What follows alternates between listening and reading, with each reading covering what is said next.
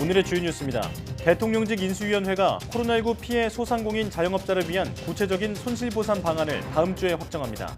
인수위는 코로나19 비상대응특별위원회가 손실보상 패키지에 담길 보상 규모와 지급 대상, 지급 방식에 대한 결론에 접근했다며 이같이 밝혔습니다.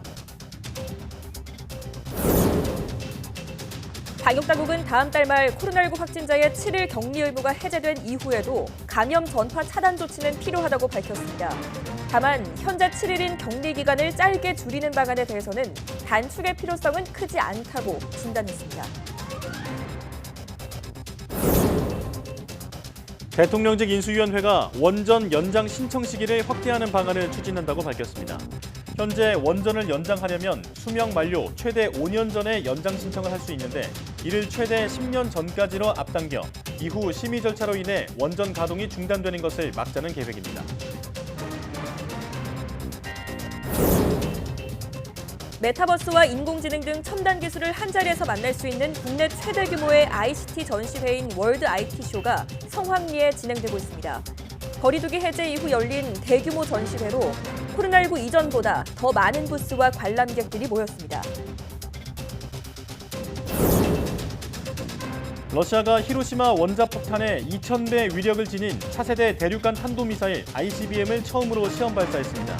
이에 대해 미국 정부는 시험 발사는 통상적인 일이라며 미국이나 동맹국에 위협이 되진 않는다고 평가했습니다.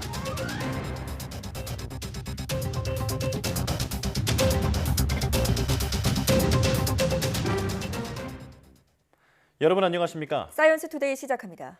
방역당국이 실외 마스크 착용 해제 여부에 대해 검토하고 있다며 다음 주 후반 발표할 계획이라고 밝혔습니다. 또 실내 마스크 착용은 당분간 계속될 거라며 여름이 다가오면 밀폐된 공간에서 에어컨을 켜고 산밀 환경이 조성될 수 있다고 설명했습니다. 김유미 중앙방역대책본부 일상방역팀장은 지금도 야외에서 2m 이상 거리두기가 가능하면 마스크를 착용하지 않아도 된다고 강조하고 실외 마스크 의무를 해제한다는 건 이 간격 기준이 없어진다고 의미한다고 말했습니다. 해외 일부 국가에서는 실내 마스크 착용도 해제된다는 것에 대해선 국내의 경우 여름이 다가오며 에어컨을 이용해 밀폐, 밀집, 밀접의 산밀 환경이 조성될 수 있다며 실내 마스크 해제를 이야기하는 것은 시기상조라고 강조했습니다. 또 앞으로 실외 마스크가 해제되더라도 고위험군, 유증상자의 감염 위험을 차단할 수 있도록 상당 기간은 착용을 권고할 예정이라고 덧붙였습니다. 대통령직 인수위원회가 다음 주 코로나19 피해 소상공인 자영업자를 위한 구체적인 손실보상 방안을 확정합니다. 홍경희 인수위원회 부대변인은 브리핑에서 코로나19 비상대응특별위원회가 손실보상 패키지에 담길 보상 규모와 지급 대상, 지급 방식에 대한 결론에 접근했다고 밝혔습니다. 코로나19 특위는 정부 측의 손실 규모를 바탕으로 선택한 방안을 다음 주 안철수 인수위원장에게 보고한 뒤 최종 검토를 통해 확정할 예정입니다. 이와 함께 코로나19 특위는 손실보상 방안에 포함될 금융지원책에 금리 부담을 낮추고 상환 일정을 늘리는 내용의 소상공인 긴급금융구조안을 검토하고 부실 우려 채무자의 채무 조정을 위한 방안도 구체화하고 있습니다. 또 코로나19로 피해를 본 영세 자영업자와 중소기업을 대상으로 소득세 납부 기한을 연장하는 방안도 구체적으로 검토하고 있습니다. 코로나19 감수세가 계속되고 있지만 전문가들은 새 변이 출현과 면역력 감소로 가을 재유행을 전망했습니다. 최대 100만 명 넘는 확진에 누적 사망자도 2천 명이 넘을 수 있다는 예측까지 나왔습니다. 이형원 기자입니다. 오미크론 환자 감소세에도 정부는 가을 재유행 가능성을 언급해왔습니다. 백신 접종 이후 시간이 지나면서 면역력이 떨어지는 데다 새로운 변이가 출현할 수 있기 때문입니다. 늦가을 무렵에는 새로운 유행 또는 환자의 증가가 있을 수 있다라고 판단을 하고 있습니다. 전문가들 예측도 다르지 않습니다. 한 변이가 우세화된 이후 10주에서 14주 유지되는 패턴을 고려하면 지난달 말 우세종이 된 스텔스 오미크론, BA2를 대체할 새 변이가 올해 하반기 유행할 수 있다는 겁니다. 면역 회피력이나 전파력은 기존 변이보다 클 것으로 내다봤는데 면역 회피 수준이 50%에 달한다면 100만 명 넘는 유행이 나타날 수 있다고 경고했습니다. 오는 11월에서 내년 초 재유행을 전망한 다른 전문가도 면역 정도를 변수로 꼽았습니다. 가을 유행 전 4차 접종 여부와 접종자 수, 연령대를 달리해 피해 규모를 예측했는데 누적 사망자가 최대 2,700명까지 나올 수 있다고 분석했습니다. 우리나라 국민들의 지금 면역도가 아무리 많이 떨어진다 할지라도 세포 면역이 있기 때문에 라게브리오라든지 팍스로비드, 렘데시비르 같은 치료약을 초기에 잘 사용한다면은 이 피해는 최소화할 수 있습니다. 새로운 변이에 대응 가능한 범 코로나 백신이 재유행 전에 개발된다면 이 백신을 도입해 고위험군부터 추가 접종을 서둘러야 한다고도 조언했습니다. YTN 이영훈입니다.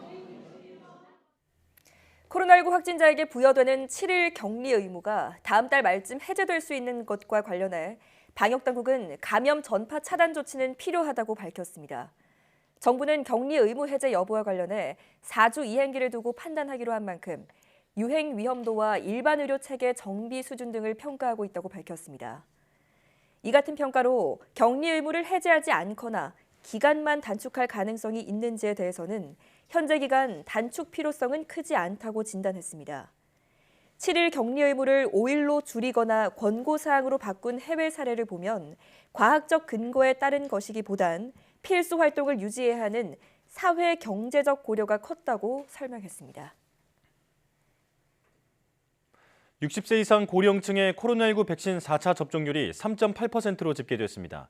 정부는 60세 이상 고령층의 3.8%인 52만 332명이 4차 접종을 완료했다고 밝혔습니다. 지난 18일부터 시작된 사전 예약에는 약 189만 명이 참여해 예약률은 13.8%입니다. 이와 함께 정부는 얀센 백신의 활용도가 떨어진 데 대해서는 얀센 백신은 극히 소수지만 활용되고 있다며 접종에 사용되지 않는 물량은 공여 등 활용 방안을 검토 중이라고 밝혔습니다. 국내 코로나19 확진자의 후유증 발생률이 독감 환자의 1.09배라는 연구 결과가 나왔습니다. 국민건강보험 일산병원 장태희 교수팀은 2020년 한 해 동안 코로나19에 확진된 20세 이상 성인 4만 3천여 명과 독감 확진자, 일반 대조군을 분석한 결과를 보건의료 빅데이터 연구 학술대회에서 발표했습니다. 연구 결과 코로나19 감염 후 초기 3개월 동안 후유증으로 병의원에 방문한 환자는 일반 대조군의 1.19배, 독감 환자군의 1.09배였습니다. 또 코로나19 확진자의 후각장애 발생 위험은 일반인의 7.92배, 독감 확진자의 5.28배인 것으로 나타났습니다. 연구팀은 코로나19 후유증이 초기 3개월에 주로 나타났으며 감염 후 3개월에서 6개월쯤 위험이 다소 낮아졌으나 탈모와 후각장애 등의 발생 위험은 일반인보다 여전히 높았다고 설명했습니다. 사회적 거리두기 규제가 풀린 뒤 봄을 찾아 떠나는 발길이 폭발적으로 늘고 있는데요. 하얀 벚꽃이 거의 다 사라진 요즘 겹벚꽃이 활짝 피어났고 빨간 철쭉과 어우러지면서 멋진 장면을 연출하는 곳이 있습니다. 김민성 기자가 3년 만에 다시 개방된 전주 완산칠봉 꽃동산을 다녀왔습니다.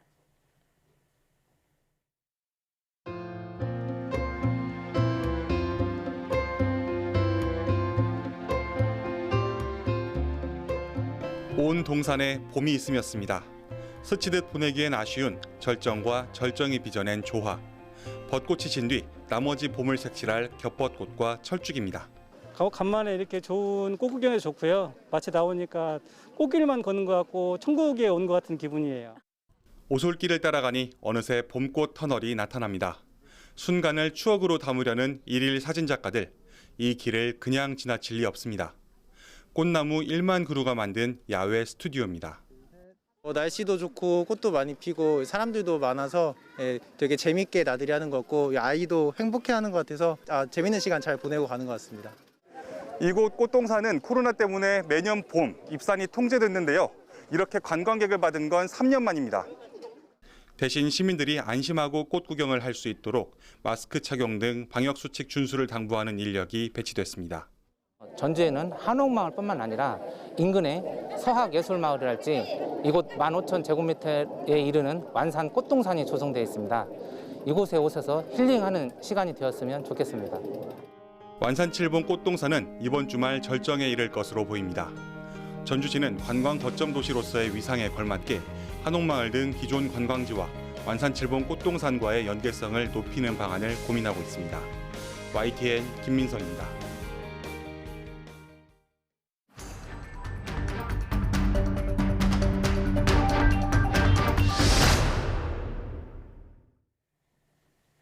이번 주부터 사회적 거리 두기를 전면 해제했지만 신규 확진자 수가 10만 명 아래로 떨어지는 등 유행이 안정세를 찾고 있습니다.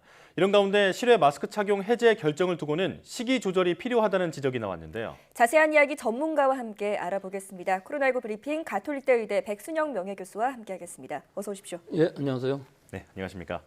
자, 목요일 기준으로 신규 환자가 10만 명대 아래로 떨어진 건 지난 2월 17일 이후 처음입니다. 이제 거리 두기가 해제된 지 나흘째인데도 지금 감소세가 이어지고 있거든요. 현재 상황 진단부터 해주시죠.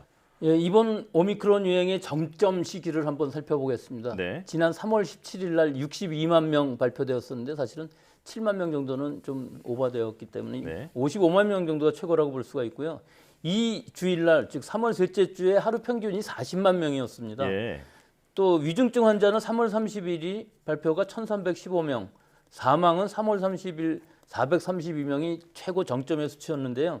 오늘 0시 기준으로 보면 9만 867명, 뭐 4분의 1 정도로 줄었죠. 전일에 비해서 2만 452명 줄었는데 더 의미가 있는 것은 이번 주에 하루 평균이 10만 명 이하로 내려갔다는 겁니다. 예. 9만 9,351명으로 이전 주에 하루 평균 17만 1,561명에 비해서 58%가 감소를 했습니다.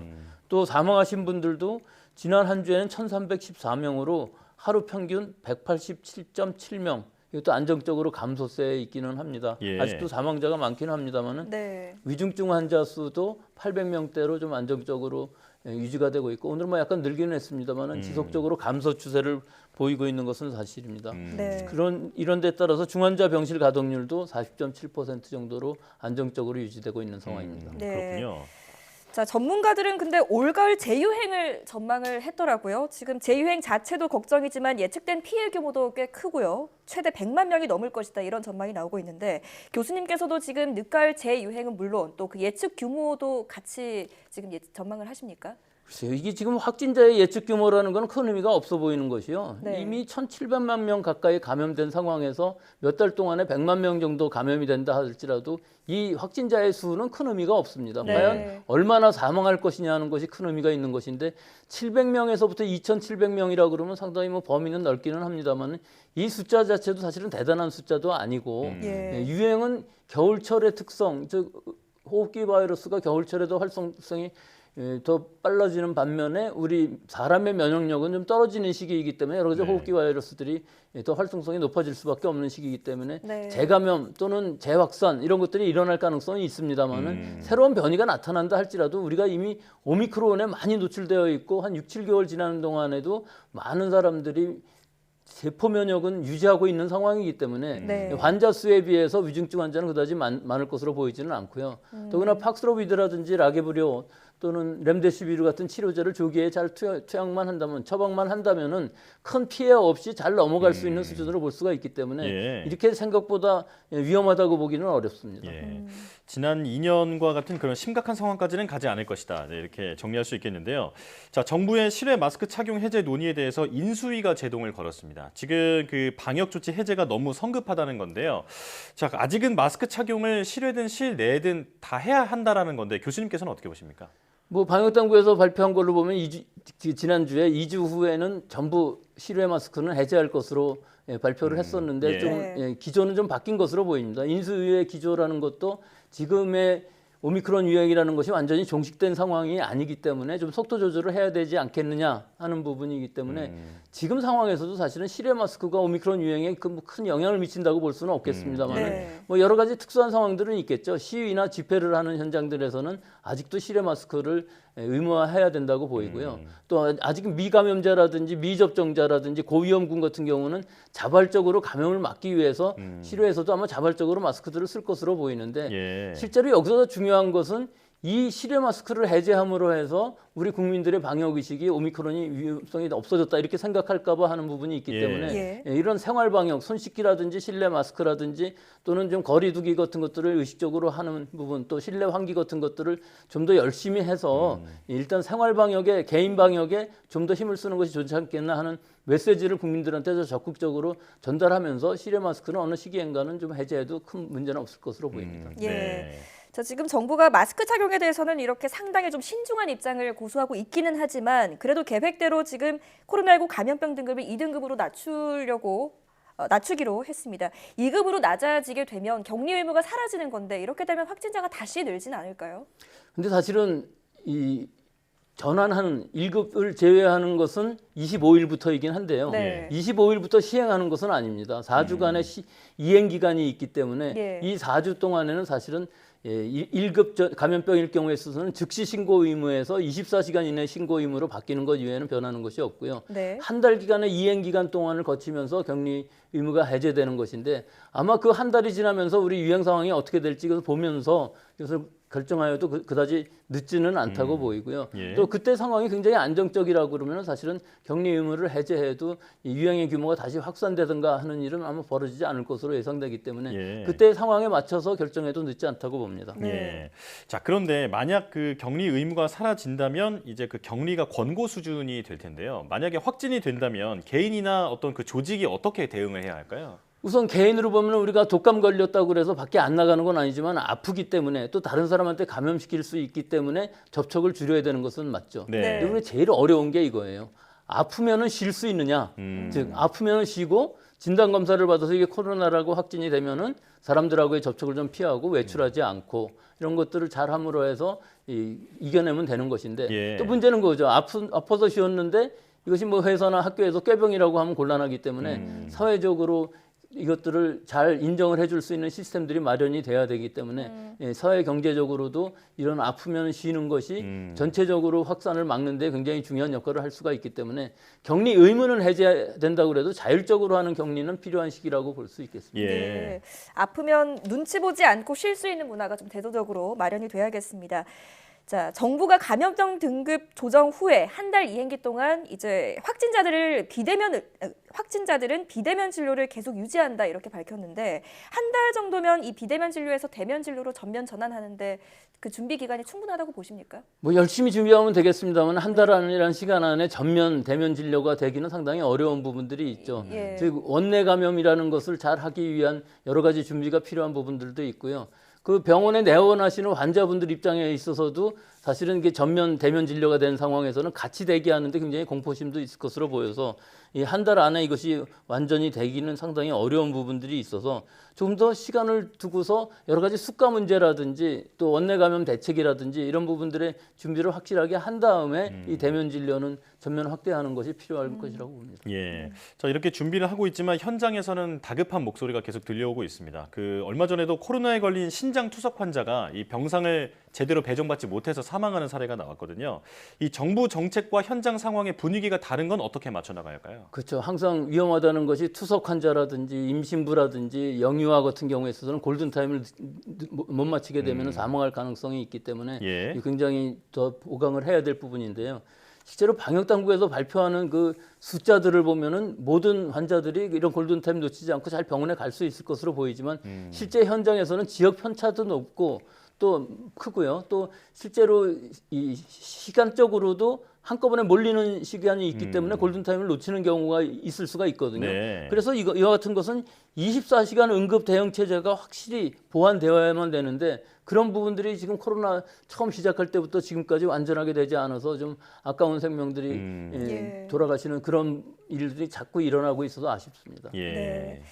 자, 말씀하신 것처럼 지금 위기 상황에 대한 대응 매뉴얼이 더 철저하게 마련이 돼야 될 텐데 지금 고위험군에 대한 대비도 이루어져야 될 겁니다. 정부가 먹는 치료제 처방을 12세 이상 기저질환자까지 확대하는 방안을 검토하고 있는데 해외에서는 특별한 이상이 없었다고는 하지만 정말 우리가 안심하고 이거 먹어도 될까요? 일단 그 파이자에 먹는 치료제 팍스로비드인 경우에 있어서는 12세 이상 또 40kg 이상의 처방이 가능하게 되어 있고 우리 식약처도 그렇게 승인을 했고요. 파이자에서 임상 실험을 할 때도 12세 이상의 기저질환을 하나라도 가지고 있는 환자들을 대상으로 하였기 때문에 큰 문제는 없습니다. 또 특히 이 팍스로비드 같은 경우는 병용 금기 약물만 아니라면은 부작용 사례도 뭐 쓴물 올라오는 거 정도이기 때문에 그런 부작용 사례가 있을 때는 중단할 수가 있고요. 큰 부작용 사례가 알려진 바가 없기 때문에 12세 이상의 고위험군에 우선 처방하는 것이 훨씬 더 중요한 부분이라고 볼 수가 있고요. 일단 60세 이상 또는 40, 50대의 기저질환만을 처방하는 것은 좀 문제가 있어 보이고 12세 이상의 고위험군, 즉 면역 약화 환자라든지 기저질환이 깊은 환자들의 경우에 있어서는 우선적으로 처방하는 것이 더 중요한 시기라고 볼 수 있겠습니다. 예, 자, 부작용이 크게는 없다곤 하더라도 좀 국민이 안심할 수 있는 제도가 반드시 마련돼야겠다 이런 생각이 듭니다. 자, 코로나19 브리핑 가톨릭대 의대 백순영 명예교수와 함께했습니다. 고맙습니다.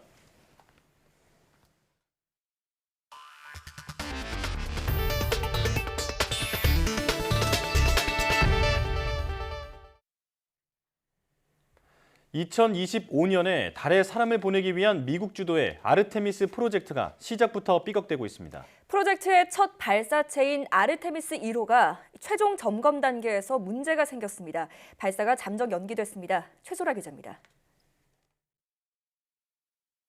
지난달 케네디 우주센터 발사대에 세워진 아르테미스 1호. 올여름 사람 대신 인형을 태우고 달로 떠나기 위해 최종 리허설을 준비해왔습니다. 하지만 아르테미스 1호는 최종 점검을 통과하지 못하고 발사대에서 내려오게 됐습니다. 액체 수소 등 로켓 연료를 주입하기 위해 세 차례 시도했지만 모두 실패했기 때문입니다. 먼저 2단 로켓의 헬륨 역류 방지 밸브에 문제가 생겼고 이후 1단 로켓에만 연료를 채우려고 했지만 이번엔 수소 누출이 확인됐습니다. 이에 따라 아르테미스 1호는 다음 주 조립동으로 옮겨져 부품 교체 등 수리가 진행될 예정입니다. 나사는 계획했던 6월 6일에서 16일 발사가 어려워졌다며 이후 로켓이 달로 갈 수 있는 하늘길이 다시 열리는 시기는 6월 29일에서 7월 9일이라고 말했습니다. Certainly, I think the earlier June window is challenged at this point. I can provide information about later windows if you want, but we're really taking this a step at a time. 아르테미스 1호 발사가 연기된 건 이번이 처음이 아닙니다. 애초 지난해 발사를 목표로 삼았지만 코로나19 사태로 뒤로 늦춰진 데 이어 이번엔 기술적 문제로 또 밀린 상황입니다.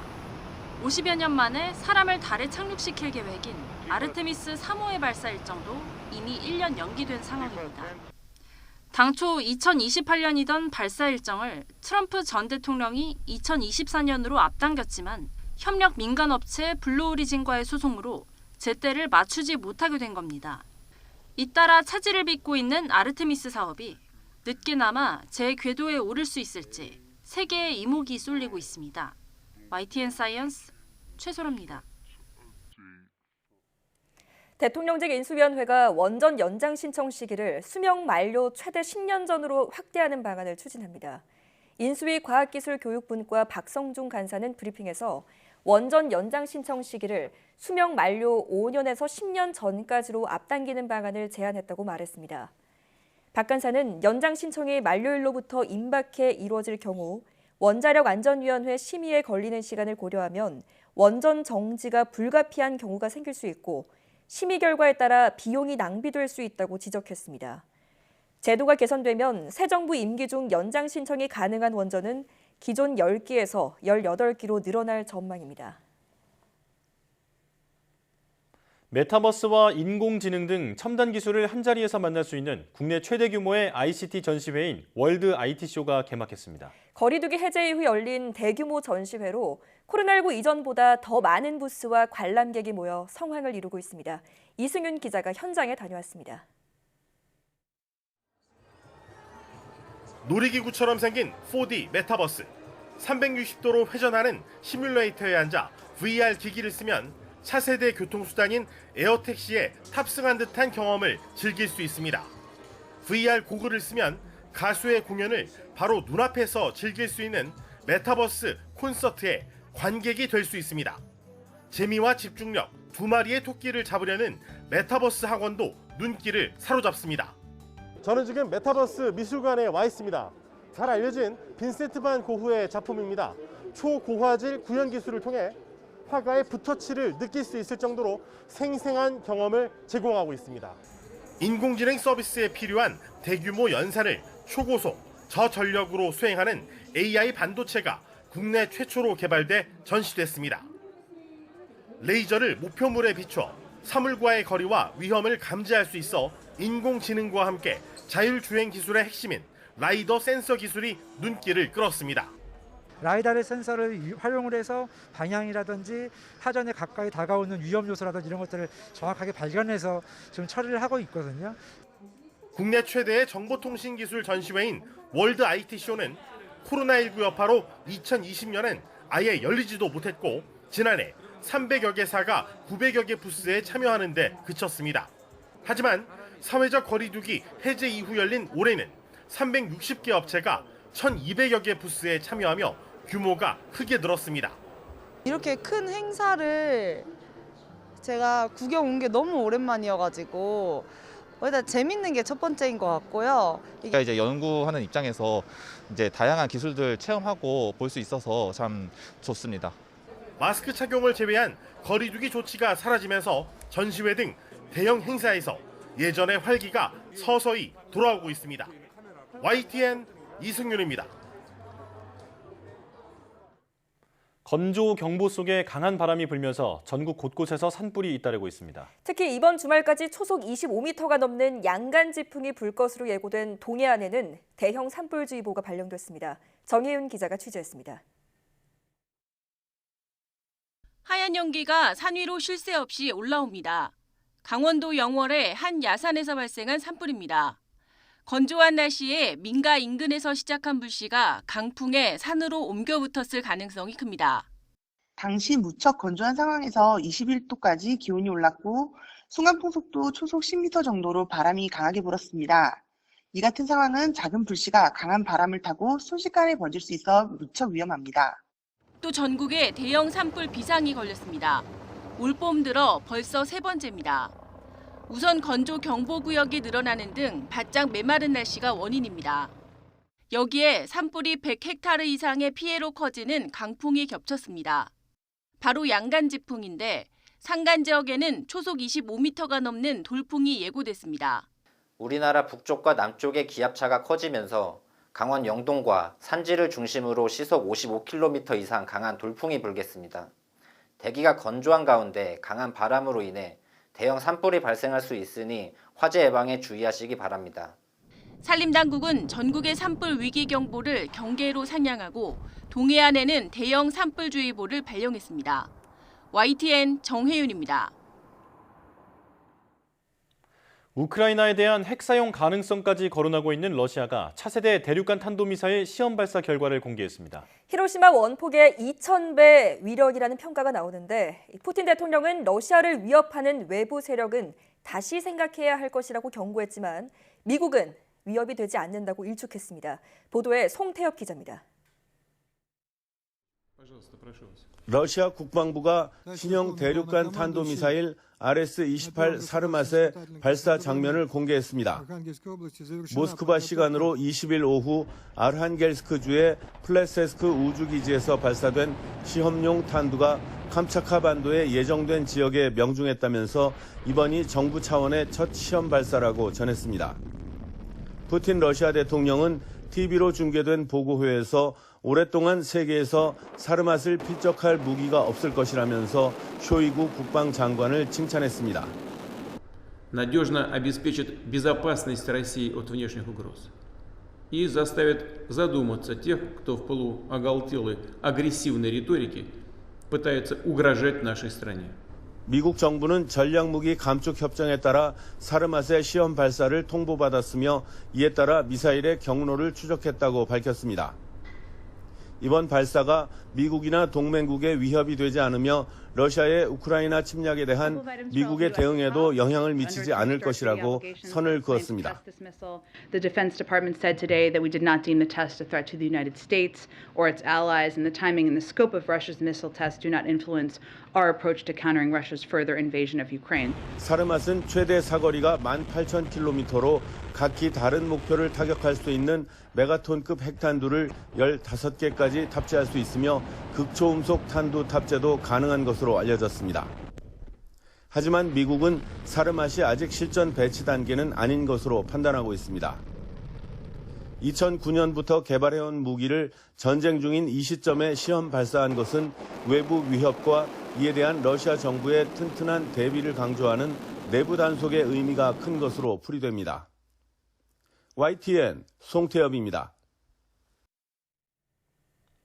우크라이나군이 최후의 항전을 벌이고 있는 남부 요충지 마리우폴에서 이곳이 곧 함락될 것이라며 구조를 요청하는 현장 지휘관의 발언이 나왔습니다. 마리우폴의 민간인을 대피시키기 위한 인도적 통로도 개설될 예정이지만 양측 간의 협상을 둘러싼 기싸움도 여전해서 안전이 위태로운 상황입니다. 김은건 기자가 보도합니다. 마리우폴에서 최후의 항전이 펼쳐지고 있는 아조스탈 제철소.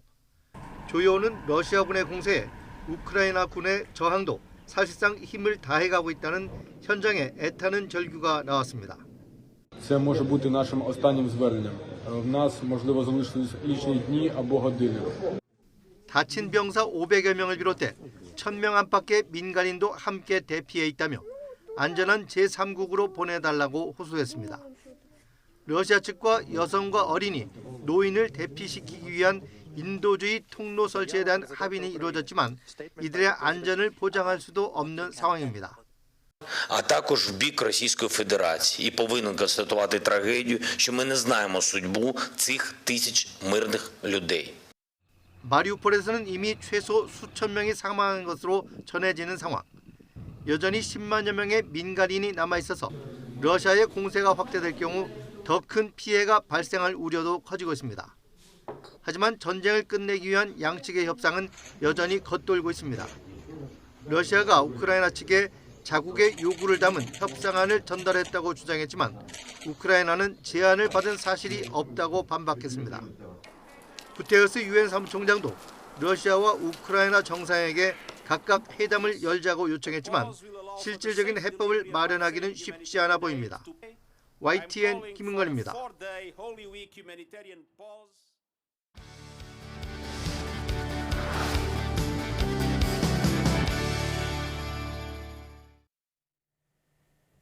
봄철 건조한 날씨 속에 아름다운 산림을 초토화시키는 산불이 이어지고 있습니다.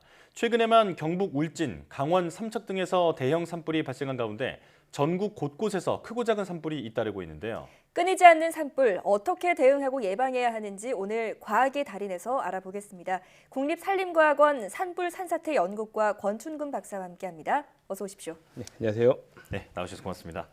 자, 박사님이 속한 곳은 산림과학원 내에서도 그 산불 현장을 오가면서 조사와 감식 등을 하는 이 일종의 산불 CSI라고 들었거든요. 네네. 정확히 어떤 일을 하시는지 설명해 주시죠. 네, 저는 산불이 발생하면 발화의 원인을 찾고 확산 패턴을 규명하는 일을 하고 있습니다. 예. 모든 접촉은 흔적을 남긴다라는 말이 있듯이 산불도 마찬가지로 불이 지나간 자리에는 물리적인 흔적이 남게 되는데요. 네. 산불 현장 주변에서 발견된 깡통이나 돌, 나무, 풀 등이 불에 탄 흔적을 보고 산불이 발생한 지역과 진행 방향을 조사하고 이를 통해 가해자를 검거하는 데 도움을 주고 있습니다. 예, 얼마 전에 이제 대형 산불이 발생했던 곳이죠. 울진 현장에 박사님께서도 다녀오셨다고 네. 들었는데 최초 발화 장면이 담겨 있는 그 CCTV 장면을 보니까 그 차량 운전자가 담배꽁초를 던지더라고요. 그 담배꽁초가 그 발화의 원인, 산불의 원인이었는지 네. 그리고 뭐 자연 발화의 가능성은 없는 건지도 궁금합니다. 네네. 네, 일단 산불의 강도가 강했고 발화 추정지가 훼손된 상태여서 증거는 발견하지 못한 상황입니다. 예. 지금 최초 발화 장면이 담긴 CCTV 영상이 나오고 있는데요. 예. 지난달 4일 오전 11시 15분쯤인데 왼쪽에 보면 희뿌연 연기가 뿜어져 나오다가 네, 1분 정도가 지나면서 불길이 솟구치는 모습을 볼 수가 있고요. 현재 주변 CCTV, 차량, 블랙박스, 관련자 진술 등 여러 자료를 확보해 실화나 방화, 모든 가능성을 열어두고 관련 기관과 수사 중에 있습니다. 예. 일반적으로 발화의 원인을 정확하게 규명하기 위해서는 최초 목격자 진술과 현장 보존이 가장 중요한데요.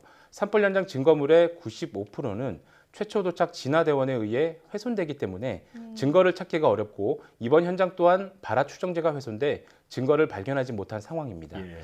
그리고 자연 발화 가능성의 경우에는 외국과 우리나라에서 보고된 자연 발화 원인은 번개밖에 없는데요. 네. 당시 울진에는 번개친 기록은 없었습니다. 결국은 그 담배꽁초가 발화의 원인이었다라고 볼 수 있을 것 같은데요. 네. 자, 그런데 담배꽁초 때문이었다 하더라도 산불이 정말 크게 일어났잖아요. 네. 축구장 면적의 2만 개 면적의 숲이 불탔다고 하는데 왜 이렇게까지 불이 크게 번진 겁니까? 네네. 산불이 확산하기 좋은 조건이 세 가지가 있습니다. 네. 기상, 지형, 연료인데요. 울진 산불의 경우 이 세 가지 요소를 모두 갖추면서 피해가 컸습니다. 당시 울진 지역은 평년의 4배에 해당하는 건조특보가 발령됐었습니다. 예. 건조한 대기로 인해 연료인 낙엽이 바짝 말라있던 상황에서 국지적인 강풍, 지형적으로는 급경사지여서 불길이 번지기 쉬운 상황이었고요. 저희 국립산림과학원 국가산불실험센터에서 진행한 실험 영상을 보여드리면서 설명을 좀 하고 싶은데요. 영상이 좀 준비가 됐을까요? 예, 지금 나오고 있습니다. 네. 지금 나오는 영상은 건조한 나뭇잎이 많은 상황에서 초속 6m 바람이 부는 것을 모사한 것인데요. 네. 불을 피운 지 1분이 지난 시점인데 바람이 없을 때보다 불길 확산 속도가 빠른 것을 느낄 수가 있죠. 그 차이는 무려 78배나 되는데요. 지형적으로 경사가 높은 곳에서 강한 바람이 불면 화염이 불길에 눕게 되고 화염이 전달되는 길이와 면적도 더욱 커지면서 앞에 있는 연료를 미리 가열시키게 됩니다. 여기에 울진산림은 산불에 취약한 침엽수, 즉 소나무로 구성되어 있어 대형 산불로 이어졌다고 말씀드릴 수 있습니다. 침엽수는 화렵수에 비해 사계절 내내 잎이 붙어 있기 때문에 계절을 가리지 않고 산불을 발생시킵니다. 또한 송진 등의 휘발성 물질을 함유하고 있어 불이 쉽게 붙고 쉽게 확산되는 특성을 가지고 있는데요. 지금 나오는 영상은 화렵수와 침엽수의 열 에너지를 실험하고 있는 것입니다. 화렵수는 23초 만에 불이 꺼지지만 침엽수에 불이 붙은 2배나 긴 57초나 좀 지속이 되는 걸 좀 볼 수가 있습니다. 즉 침엽수가 열 에너지를 더 많이 방출한다는 그런 이야기입니다. 그러니까 울진 산불은 그 산불이 크게 나는 세 가지 요소를 모두 갖추고 있었던 거네요. 자, 산불을 끄기 위해서 공중에서 약재를 뿌린다고 들었는데 박사님께서 개발하신 약재가 이번 산불 현장에서 방화선을 구축하는 데 많은 도움을 줬다고 들었습니다. 개발하신 약재가 기존의 약재와는 어떤 차이점이 있는 건가요? 산불에 사용되는 소화약재는 크게 두 가지 방식이 있습니다. 산불을 직접 진화하는 소화약재와 방화선 구축하는 간접 진화 소화약재가 있습니다. 이번 울진 산불 현장의 경우에는 산림 인접 지역의 민가를 비롯하여 원자력 발전소, LNG 생산기지, 그리고 금강송 산림 지역 등과 같이 국가 주요 시설물과 산림자원 보호 지역이 동시에 상존하는 매우 어려운 상황이었습니다. 이러한 주요 지역을 보호하기 위해 산불 지연제라는 소화약재를 개발해야 했습니다. 기존의 소화약재는 산불 화염에 직접 살포하여 불을 끄는 방식이라면 이번 울진 현장에 적용한 소화약재는 산불이 피해가 예상되는 지역 또는 주요 국가 기반 시설물 주변에 미리 살포하여 산불 확산을 저지 또는 지연시키는 산불 지연제라는 소화 약재를 사용하였습니다. 한번 살포하면 수분이 증발하더라도 산불 차단 성능이 유지되고 3개월 이상 불에 타지 않는 효과가 있습니다. 그리고 기존의 소화 약재는 진화에 집중되어 있다 보니 진화 성능은 높지만 인체 및 환경에 유해한 독성이 있어 식물의 성장을 저해하거나 수생 및 토양 생물들을 치사시켜 사용에 제한이 좀 있었습니다. 그러나 산불 지연제는 산불 피해로부터 산림을 보호하고 산불이 진화된 이후에도 산림 생태계에 미치는 영향을 최소화하기 위해 산림 동식물에 대한 독성이 없는 무독성의 친환경 소화 약재입니다. 그러니까 산불 예방과 이후의 산림의 회복까지 고려한 약재다. 이런 말씀이신데요. 자, 그런데 그 산불을 보니까 오지에서 많이 일어날 것 같지만 의외로 대도시 인근 지역에서 산불이 많이 발생한다고 하더라고요. 정말 그런가요? 보통 산불은 산림 지역, 즉 도시에서 많이 떨어진 곳에서 발생한다고 생각하기 쉽지만 산불 다발 지역은 대부분 대도시 인근입니다. 즉 인구 밀도와 건물 밀도 등 인문학적 요인도 영향을 미친다는 것입니다. 대부분의 산불은 부주의로 발생하기 때문에 사람이 많은 곳에서 발생할 가능성이 더 높습니다. 또한 도심권은 생활 공간과 산림이 가깝고 숲을 이용하는 사람들이 많기 때문에 산불로 이어질 가능성이 높습니다. 이는 인간의 출현 빈도와 활동이 많은 지역에서 산불 발생 확률을 높인다는 것을 알려주고 있습니다. 역시 사람의 부주의가 산불로 이어진다라는 경우가 많다는 거군요. 자, 그런가 하면 최근에는 드론이나 인공지능 CCTV 같은 이런 ICT 기술이 산불 관리에 많이 적용이 되고 있다고 들었습니다. 자세히 좀 알려주시죠. 저희는 재난관리 단계별 예방, 대응, 복구 분야의 첨단 과학 기술을 활용하여 과학적인 산불 관리 체계를 구축하여 운영 중입니다. 첫 번째 예방 분야로는 전국 각 지역별 지역 및 산림 조건, 그리고 온도, 습도, 풍속 등 기상 빅데이터와 인공지능 기법을 활용하여 산불 위험도를 예보 중에 있습니다. 산불 위험도는 관심, 주의, 경계, 심각 4단계로 구분하는데 산불 담당 공무원이나 국민 여러분들은 산불 위험 예보 시스템을 이용하여 실시간으로 산불 위험 상황이나 산불 발생 위치 정보 등을 조회할 수 있습니다. 네. 또한 여러 상 카메라를 장착한 드론을 이용하여 산불 및 입산 통제 구역을 감시하는 등 기존보다 신속하고 정확한 산불 감시에 나섭니다. 그리고 불꽃, 연기, 움직임 등을 포착할 수 있는 인공지능이 접목된 지능형 CCTV를 설치하여 산불 감지 정보를 실시간으로 자동 전송하는 ICT 플랫폼을 구축하고 있습니다. 그리고 두 번째 대응 분야입니다. 확산 예측과 더불어서 드론을 활용해서 산불 진화 작전에 도움을 줄 수 있는 정보를 생성하고 있습니다. 낮 동안에는 산불 진화 헬기를 투입하여 산불이 현재 어디 있는지, 화염의 강도는 어떤지를 파악하기 용이하지만 밤에는 헬기가 뜨지 못해 파악이 어렵습니다. 이때 드론의 고해상도 카메라와 열화상 카메라를 장착하여 띄움으로써 현재 불이 어디 있는지, 화염의 강도가 어떤지를 살펴보고 분석하여 중앙산불 상황실 및 현장 대책본부에 제공합니다. 마지막 복구 분야입니다. 산불 피해 지역의 신속한 정확한 산불 피해지 조사 및 산림 복구, 복원 계획 수립을 위해서 인공지능, 드론을 활용하여 피해 면적과 등급을 분석하여 현장에 제공하고 있습니다. 과학기술이 산불 대응에 큰 도움을 주고 있다는 걸 알 수 있었는데요. 자, 그렇다면 조금 더 산불 피해를 줄이기 위해서 우리가 할 수 있는 근본적인 노력은 어떤 게 있을까요? 네, 숲세권, 숲 복지가 떠오르면서 산림 인접지가 개발되고 산림 주변으로 주거 공간이 확대되면서 숲 가까이에 위치한 건축물이나 시설물들이 산불로부터 많은 위험에 노출되어 있습니다. 근본 울진 산불만 해도 많은 시설물이 피해를 입어 여기에 대한 대비책이 필요한 상황인데요. 산불 예방, 대응보다 우선시해야 하는 것은 바로 숲 가꾸기를 통한 산림 관리입니다. 산불에 영향을 미치는 연료, 지형, 기상 이 3가지 요소 가운데 우리가 산불에 대비하여 준비할 수 있는 인자는 연료, 즉 산림뿐이라는 겁니다. 그래서 우리의 노력에 따라 산불에 강한 숲이 될 수도 있고 대형 산불로 이어지는 기폭제의 역할을 할 수도 있다는 의미입니다. 따라서 가지치기와 속가배기를 비롯한 지속적인 숲 가꾸기를 통해 산불로부터 강한 산림을 만들어야 합니다. 그러니까 숲 가꾸기를 하여 나무와 나무 사이의 간격을 넓혀주고 불의 사다리 역할을 하는 죽은 가지를 잘라주고 관목류를 정리해주면 불이 바닥에서 나무 위로 옮겨 붙는 것을 저지할 수 있어서 산불이 덜 일어나고 더 빨리 끌 수 있습니다. 그러니까 주거지에 가까울수록 숲 가꾸기를 잘해주는 것이 중요합니다. 숲 가꾸기를 통한 탈물질 제거는 불이 나무 위로 옮겨 붙는 것을 억제할 수 있습니다. 그렇군요. 산불 예방과 관리 그리고 산불 피해를 줄이기 위해서 다방면으로 노력 중이신데요. 앞으로의 연구개발 계획도 좀 궁금합니다. 저희 국립산림과학원에서는 산불 예방, 진화, 복구를 좀 더 과학적으로 할 수 있도록 계속 연구를 해 나갈 계획입니다.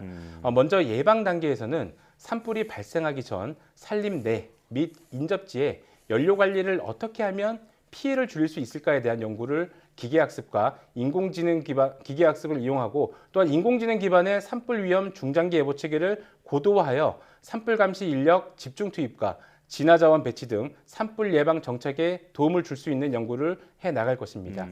또한 산불이 발생하면 어디로 확산할지를 빠르게 예측하여 주민 대피 및 효과적인 진화 작전 수립에도 도움을 줄 계획이며 동시다발 산불이 발생했을 시 산불 취약 지역, 산불 확산 예측 기반의 실시간 헬기 배치 의사결정 지휘 시스템을 개발하여 현장에 보급할 예정입니다. 아울러 산불이 발생한 지역의 생태계를 빠르게 복구할 방법에 대한 연구도 같이 진행할 계획입니다. 한순간에 소중한 우리 산림 자원을 앗아가 버리는 산불을 예방하고 또 피해를 최소화하는 데 과학기술의 역할이 앞으로도 더 중요해질 것 같습니다. 자, 박사님께서도 소중한 우리 숲 앞으로도 잘 가꿔주시길 부탁드리겠습니다. 과학의 달인 국립산림과학원 산불산사태연구과 권춘근 박사와 함께했습니다. 고맙습니다. 고맙습니다.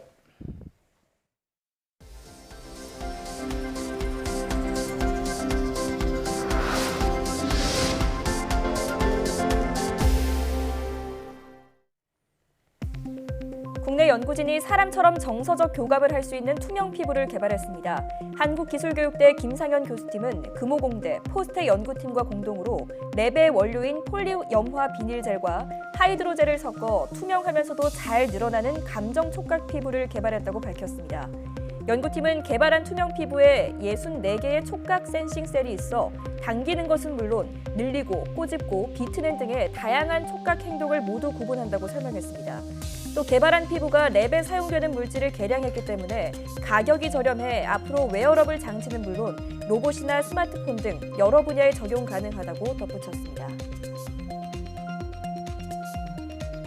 좋은 콜레스테롤로 알려진 고밀도 지단백 콜레스테롤도 지나치게 많으면 건강에 나쁘다는 연구 결과가 나왔습니다.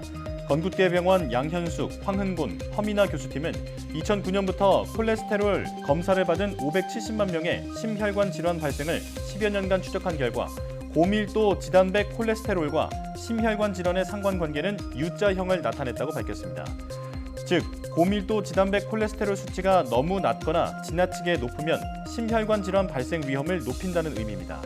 연구팀은 심혈관 질환 위험도가 가장 낮은 고밀도 지단백 콜레스테롤 수치는 남성은 데시리터당 50에서 59mg, 여성은 데시리터당 80에서 99mg이었다고 설명했습니다. 태양빛을 우주로 반사해 지구온난화를 늦추는 지구공학을 시행하면 전 세계 10억 명이 말라리아 위험에 노출될 수 있다는 연구 결과가 나왔습니다. 미국 조지타운대 콜린 칼슨 교수팀은 성층권의 에어로졸을 분사해 태양빛을 반사하는 지구공학이 진행되면 기온이 빠르게 내려가 오히려 말라리아를 옮기는 아노펠레스 모기가 늘어나고 감염 위험 역시 증가한다고 밝혔습니다. 연구팀은 지구온난화가 높은 수준으로 진행될 경우 지구공학이 적용되는 지역에서 최대 10억 명이 말라리아 위험에 추가로 노출되는 것으로 추산됐다고 설명했습니다. 또 지구공학을 적용하면 인도는 현재보다 말라리아 위험이 줄어들지만 동남아시아는 말라리아 위험이 더 많이 늘어날 것으로 예측됐다고 덧붙였습니다. 차바이오텍과 차병원은 한국보건산업진흥원이 주관하는 2022년도 ICT 기반 외국인 환자 사전상담 사후관리 지원 사업의 수행기관으로 선정됐다고 밝혔습니다. 차바이오텍과 차병원은 해외에 거주하는 외국인 환자가 국내 의료진에게 진료를 받을 수 있도록 상담부터 관리까지 전 과정을 지원하는 디지털 헬스케어 플랫폼을 올해 안에 개발할 계획입니다. 회사는 우선 몽골의 난임 여성 암 환자를 대상으로 사전 사후 상담 관리 플랫폼을 구축할 방침이며 향후 모든 진료과를 확대하고 대상 국가도 동남아와 유럽, 미국 등으로 확대할 예정입니다.